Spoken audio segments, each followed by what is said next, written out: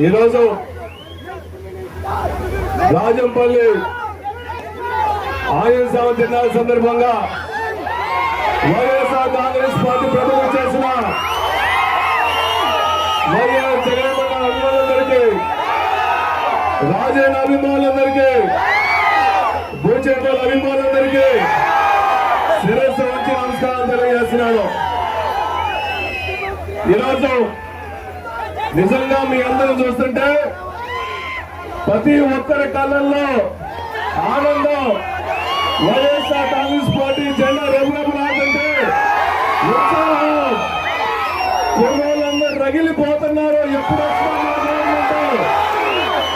వస్తా జగన్మోహన్ ముఖ్యమంత్రి అవుతారని చెప్పేసి మీ అందరి కోరిక తీరుతుంది.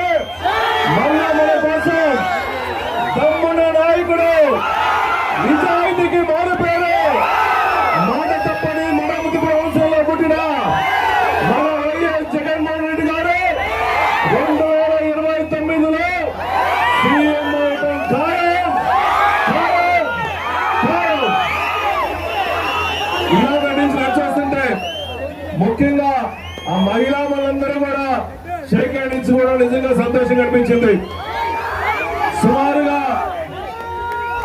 20 సంవత్సరాల నుంచి ఈ ప్రాంతంలో పూచేపల్లి కుటుంబాన్ని ప్రేమతో ఆప్యాయత చూపిస్తున్నారు. ప్రతి ఒక్కరు మిమ్మల్ని ఎప్పుడే పూచేపల్లి కుటుంబం మర్చిపోలేదు. ఈ పూచేపల్లి చెప్పేసారండి మీ అందరికీ దాచుడు, మీ అందరికీ సేవకుడు అని చెప్పి శుభావంతం చేస్తున్నా. పోయినసారి మొన్న ఎలక్షన్ లో ఫస్ట్ ఆంజనేయ స్వామి చూసిన పాత్రే ఆంజనేయ స్వామి మాకు అభయం ఇస్తా అనిపించింది.